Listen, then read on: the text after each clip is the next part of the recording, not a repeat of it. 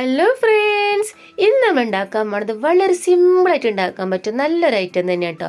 നല്ല സിമ്പിളായിട്ട് ഉണ്ടാക്കാൻ പറ്റിയ ഐറ്റം മാത്രമല്ല, കഴിക്കാൻ നല്ല ടേസ്റ്റാണ് കേട്ടോ. ഇപ്പം നല്ല മഴയൊക്കെയാണ്, ആ സമയത്തൊക്കെ കഴിക്കാൻ പറ്റും നല്ലൊരു ഐറ്റം തന്നെയാണിത്.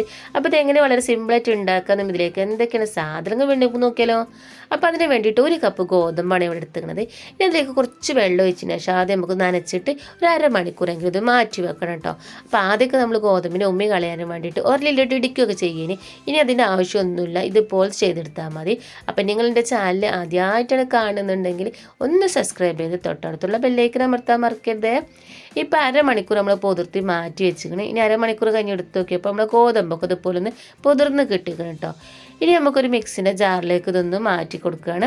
മിക്സിൻ്റെ ജാറിലേക്ക് ഇത് മാറ്റി കൊടുത്തതിന് ശേഷം നമുക്ക് ആദ്യം ഒന്ന് ഓണാക്കുക, അങ്ങനെ ഓഫാക്കുക, പിന്നെ ഒന്ന് ഓണാക്കുക, അതിനെ ഓഫാക്കുക. അങ്ങനെ ഒരു 6 പ്രാവശ്യം കാട്ടിയപ്പോൾ നമ്മൾ ഉമ്മി വേറെയും അതേപോലെ ഗോതമ്പ് വേറെയും കിട്ടിക്കും കേട്ടോ. അങ്ങനെ നമ്മൾ പെട്ടെന്ന് ഓണാക്കി ഓഫാക്കി ചെയ്യുമ്പോൾ ഇതുപോലെ ഉമ്മി വേറെ ഗോതമ്പ് പൊടിയൂല, അങ്ങനത്തെ മാറ്റി മാറ്റി കിട്ടും. ഇനി നമുക്കൊരു പാത്രത്തിലേക്ക് ഇട്ട് കൊടുക്കുക. എന്നിട്ട് ഒരു പാത്രത്തിലേക്ക് അല്ലെങ്കിൽ ഒരു മുറത്തിലേക്കായാലും കുഴപ്പമൊന്നുണ്ട്. എന്നിട്ട് ആദ്യം ഇതുപോലെ ഒന്ന് ചേറി കൊടുക്കണം. നമ്മൾ ഇളകി കിടന്ന് ഉമ്മിയൊക്കെ ഒന്ന് പുറത്തേക്ക് പോകാനും വേണ്ടിയിട്ടാണ്. അങ്ങനെ ഞങ്ങൾ കുറച്ച് നേരം ചെയ്തപ്പോൾ തന്നെ ഉമ്മയൊക്കെ ഒന്ന് കുറേ പൊതി മുക്കാലും പുറത്തേക്ക് പോയി. ബാക്കിയുള്ളത് ഇതുപോലെ വെള്ളം ഒഴിച്ചതിന് ശേഷം നമുക്ക് നല്ലപോലെ ഒന്ന് കഴുകിയെടുക്കണം. അങ്ങനെ 2-3 പ്രാവശ്യം നമ്മൾ ഗോതമ്പൊക്കെ നല്ലോണം കഴുകിയെടുത്തപ്പോൾ നമുക്ക് ഉമ്മയൊക്കെ ഒന്ന് പോയി കിട്ടി, ഗോതമ്പ് മാത്രമായി കിട്ടിക്കണേ. ഈ ഒരു കുക്കറിലേക്ക് ഇട്ട് കൊടുക്കുക. എന്നിട്ട് ഒരു 1 സ്പൂൺ ഏലക്കാപ്പൊടി, പാകത്തിന് ഉപ്പും ചേർത്ത് കൊടുക്കുക. എന്നിട്ട് ഞാൻ അവിടെ എടുത്തിരിക്കുന്നത് തേങ്ങയുടെ 2ാം പാലാണ് കേട്ടോ. 1ാം പാൽ നമ്മൾ മാറ്റി വെച്ചിരിക്കുന്നത്, 2ാം പാൽ ചേർത്ത് കൊടുക്കുക. ചേർത്ത് കൊടുത്തതിന് ശേഷം നമുക്കൊരു 6-7 വിസിൽ വരുന്നവരെ ഗോതമ്പ് നല്ലപോലെ ഒന്ന് വേവിച്ചെടുക്കണം. അപ്പോൾ ഗോതമ്പിൻ്റെ കുറച്ച് ഉയരത്തിൽ വെള്ളം ഒഴിച്ച് കൊടുക്കണം. ഗോതമ്പ് നല്ല വേവ് ഉണ്ടാവും. അപ്പോൾ ഒരു 6 വിസിൽ 7 വിസിൽ കഴിഞ്ഞപ്പോൾ തുറന്ന് നോക്കിയപ്പോൾ നമ്മൾ ഗോതമ്പൊക്കെ നല്ലോണം വെന്തിക്കണം കേട്ടോ. നമ്മളൊരു പാത്രത്തിലേക്ക് മാറ്റിയേക്കണേ. ഇനി ആ പാത്രത്തിലേക്ക് നമുക്ക് 1ാം പാൽ ചേർത്ത് കൊടുക്കുക.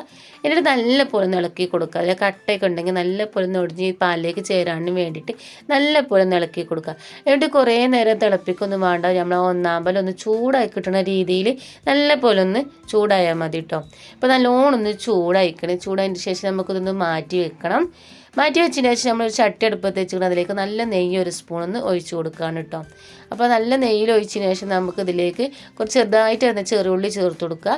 പിന്നെ നമുക്ക് അണ്ടിപ്പരിപ്പോ മുന്തിരി അല്ലെങ്കിൽ ബദാമോ പിസ്തയൊക്കെ നട്ട്സോ ഒക്കെ ചേർത്ത് കൊടുക്കുക. ഇനിയിപ്പോൾ ഈത്തപ്പഴമാണെങ്കിൽ കുഴപ്പമില്ല, നല്ല ടേസ്റ്റ് ഉണ്ടാവും.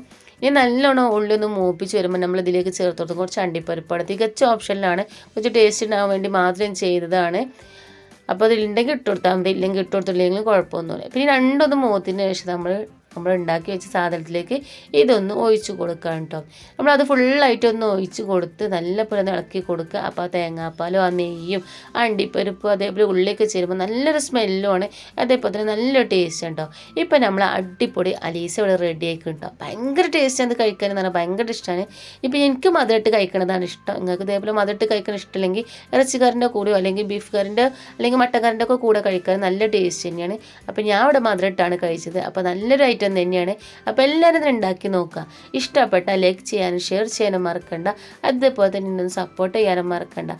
ഇതുപോലെ തന്നെ സിമ്പിൾ റെസിപ്പി ആയിട്ട് ഇനിയും വരട്ടോ. അപ്പോൾ എല്ലാവരും ഒന്ന് സപ്പോർട്ട് ചെയ്യണേ.